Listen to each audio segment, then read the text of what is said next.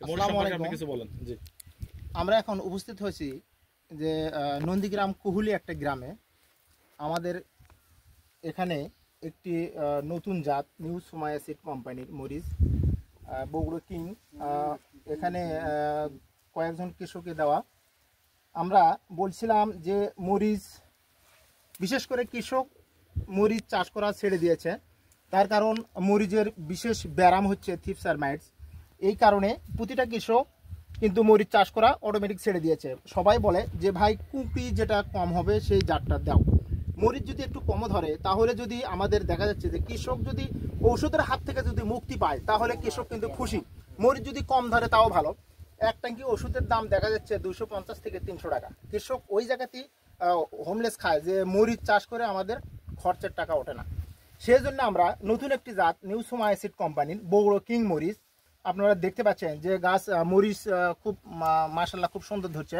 এই যে মরিচ সবুজ আকারে, আর মরিচটা খুব মানে চকচকে ভাব আর কি। মরিচটা একটু 8 থেকে 9 সেন্টিমিটার লম্বা। মরিচ বাজারে নিয়ে গেলে দেখা যাচ্ছে যতগুলো মরিচ আছে তার চেয়ে 8 থেকে 900 টাকা বাজার কম বেশি হয় আর কি। সেই জন্যে আমি কৃষক ভাইদের উদ্দেশ্য করে বলতে চাই, আপনারা যদি মরিচ চাষ করতে চান তাহলে আমাদের এখানে Bogura king new Sumaiya seed কোম্পানির মরিচ। যদি কুঁকড়ি মুক্ত চাষ করতে চান, রোগবালাই মুক্ত, তাহলে আমাদের এই জাতটা আপনারা চাষ করবেন। এবং আমি যে জাতটা জোর করে দিয়েছিলাম নন্দীগ্রাম কুহুলির সিদ্দিক ভাইকে এবং ওয়াব ভাইকে, যে ওনাদের মুখ থেকে আমরা শুনবো যে জাতটা কীরকম, ভালো না খারাপ, এবং গাছের রোগবালাই কীরকম। আপনারা সম্মানিত দর্শক আপনারাও দেখেন যে সচক্ষে যে এই পুরো জমি দেখা যাচ্ছে 3600 চারা দিয়েছিলাম আমি। তা মোটামুটি 3600 চারার মধ্যে দেখা যাচ্ছে যে আমাদের থ্রিপস আর মাইটসের যে ব্যারাম, যে কুকড়ি, যে পাতা কুচকানো, এই ব্যারাম নাই বললেই চলে আর কি। মোটামুটি আমরা মুগ্ধ আর কি। এবং আমার কাছে নন্দীগ্রাম কুহুলির একজন সচেতনমান কৃষক আমার এখানে উপস্থিত আছে। আমি ওনার মুখে একটু শুনতে চাই যে আপনি যে মরিচটা চাষ করছেন, এ যাবৎ যে চাষ করছেন তার মধ্যে আপনি যে মরিচটা নতুন একটি জাত আপনার হাতে তুলে দিলাম তার দোষ গুণ একটু আপনারা আলোচনা করবেন। এবং সম্মানিত দর্শক আপনারা যেখান থেকে ভিডিওটা দেখছেন অবশ্যই খেয়াল করবেন যে আমরা যে জমিতে দাঁড়িয়ে আছি এখন দেখা যাচ্ছে আমাদের এক বক গাছ হয়েছে। সেই গাছের মধ্যে যে গাছের ওপরে থাকে মরিচের ফল দেখা যায় না, কিন্তু শেষের দিকে মানে নিচের দিকে যে ফলগুলো আছে আপনারা দেখছেন যে ফলগুলো প্রচুর পরিমাণে ফল আছে। একটা করে গিটে 2-3টা করে ফল আছে। বাজারে প্রচুর ডিমান্ড আছে। মরিচটা খুব ভালো আকারে আর কি, চকচকে আর কি, মরিচটা খুব সুন্দর।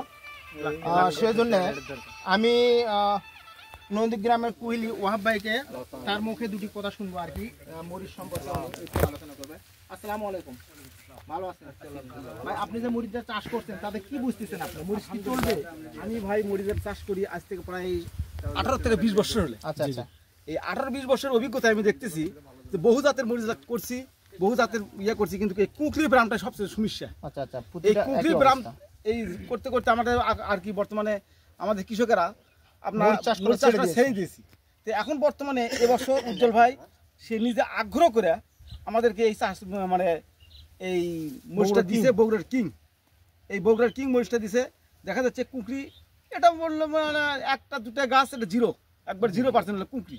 তাছাড়া মরিচের ধরনটা বেশ মোটামুটি ভালো, কিন্তু এই মরিচের একটাই হচ্ছে কি একটু বয়স হওয়ার পরে গাছের ফলটা আসছে। এটাই হচ্ছে আর কারণ। যে আমরা তো হুপ্লেস খেয়ে গেছিলাম, যে প্রথমে উজ্জ্বল ভাই বারবার ফোন দিছি যে ভাই গাছ বড় বড় হয়ে গেছে, মরিচ নাই।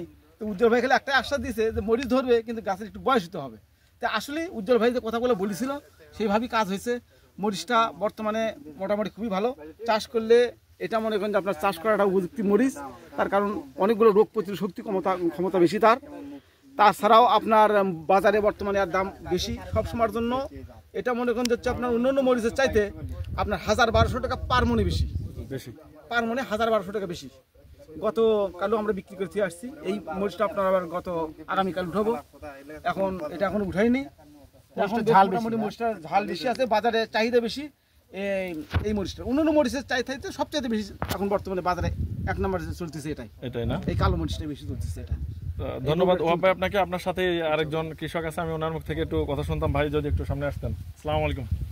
আপনার পরিচয়টা?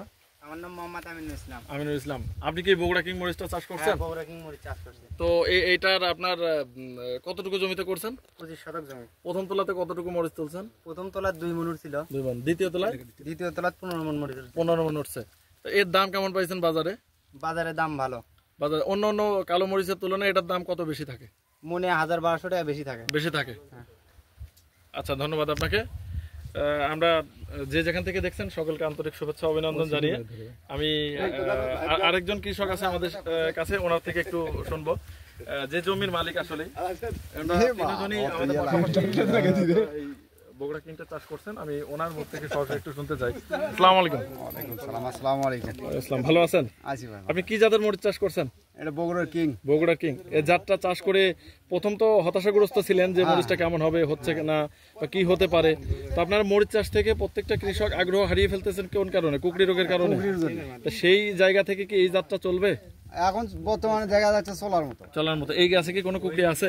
কুকড়ি কম। কুকড়ি কম, মানে নাই বললেই চলে? নাই বললেই চলে। আচ্ছা আচ্ছা, অন্য অন্য জাতে তো কুকড়ি থাকে। হ্যাঁ। তো এই মরিচটার বাজার চাহিদা কেমন? আপনি এখানে কত শতাংশ জমি আপনার? বাজার চাহিদা ভালো। আপনার কত শতাংশ? 15 শতক। 15 শতক থেকে কতটুকু মরিচ তুলছেন প্রথমবার? 4 মণ। 4 মণ। তো এখন আপনার কত মণ উঠতে পারে? এখন কত বেন ওটা এখন তো কোয়া যাচ্ছে না ওটা। তাই না? এটা বাজার দর কত পাইছিলেন আপনি অন্য জাতের থেকে? ওর চেয়ে বেশি আছে। কত টাকা বেশি মনে? 800-900 হাজার টাকা সবসময় বেশি থাকে। তো ধন্যবাদ আপনাকে। আমরা পরবর্তীতে আবার আসবো। আসসালামু আলাইকুম।